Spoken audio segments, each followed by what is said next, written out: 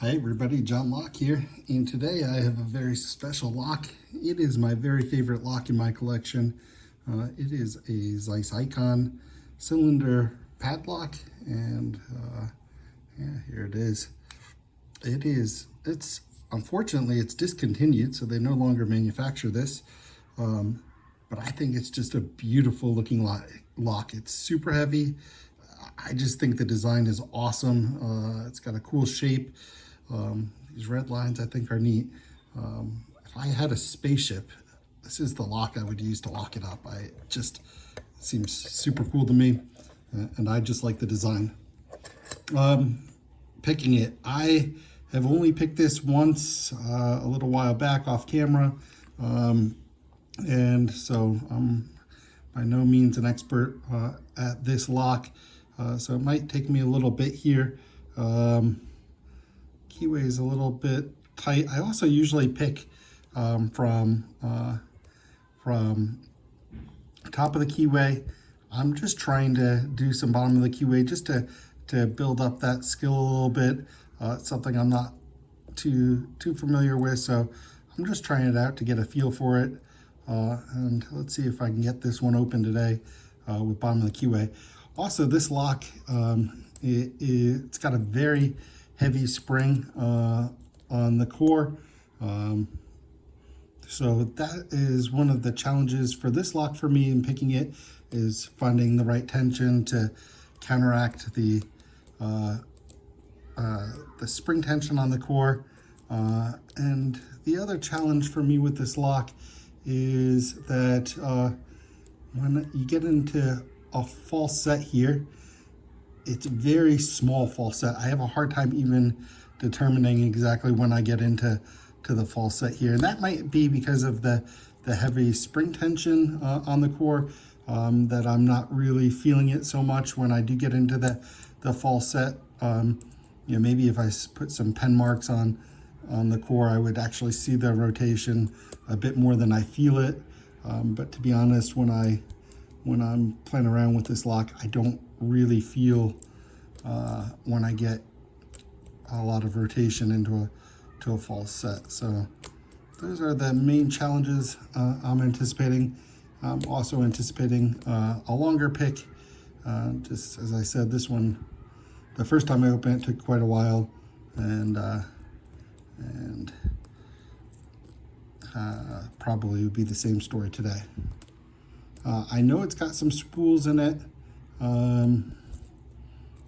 and I believe that there are spools in 2, 3, and 4. And I believe this is populated with only 5 pins, although I believe that the core could accommodate 6. But we'll see. I'll try to get this after I get the open, and we'll take a look inside.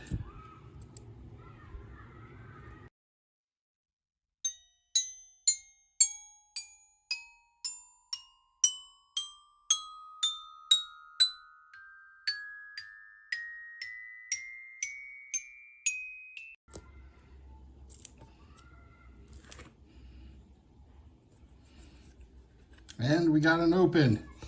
Great.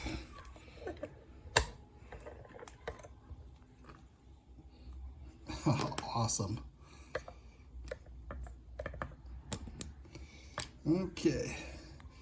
As it's key rotating, I don't think that I can get this back to a lock position without closing it up. So that's what I'm going to do. I'm going to close it up, use the key,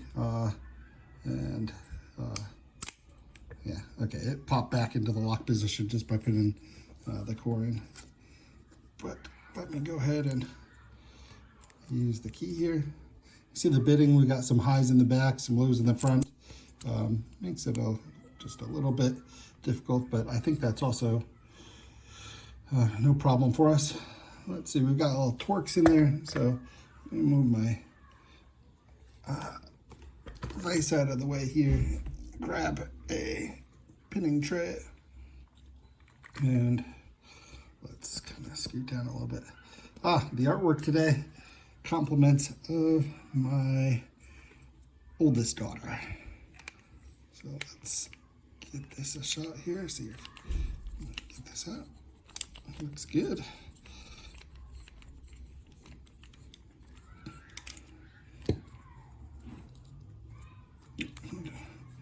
Another little turn here.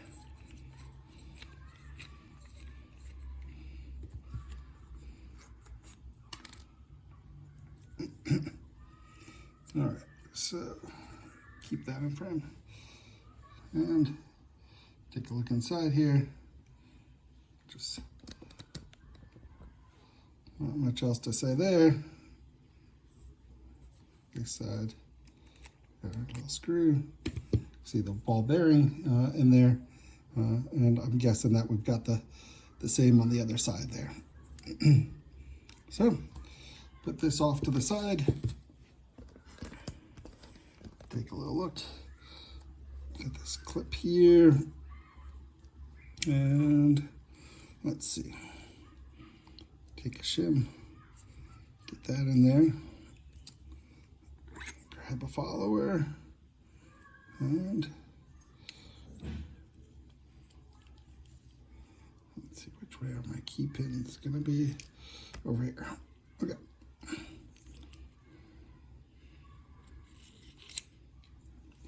All right. Already felt this just fall into my hand. It looks like we've got a little master wafer there. Interesting. Wasn't expecting that. Didn't know this had master keying in it, but okay, no problem. Let me go ahead and dump one standard key pin plus our master wafer. 2 is a standard, 3 is a standard, 4 is a standard, 5 is a standard. So bring these all down here. The core itself, don't see anything special about it. No counter milling, nothing there, no serrations. Don't think anything else special about this core.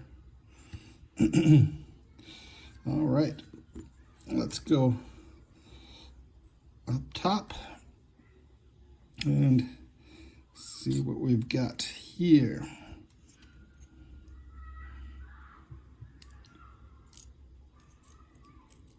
And one, we've got a standard. And I said before, I think in 2, 3, and 4 we should have spools. And indeed in 2, we have a spool. I'm going to take these springs with them because they're getting in the way.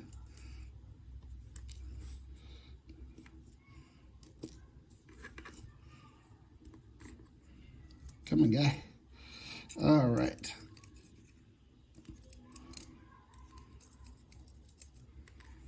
Kind of long springs. I definitely felt also strong spring force on the pins. I got my shim in here. Let me get rid of that.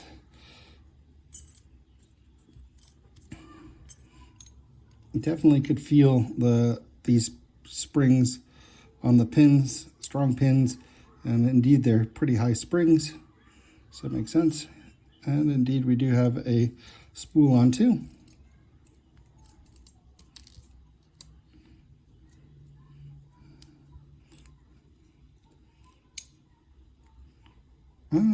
Look, another little wafer, master wafer there, and another spool on 4.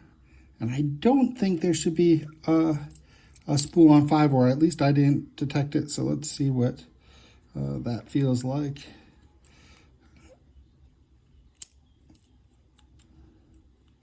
And yeah, we've got another standard on 5. And yeah, I can leave that spring in there. Normal spring. So let's get a close-up of these pins. So some wafers, some nice looking spools, normal spools, nothing too crazy. but a great lock. All right, guys. Well, with that, I just wanted to say have a great rest of your day, a great rest of your week. Hope you enjoyed the video and hope to see you in my next one. Bye for now.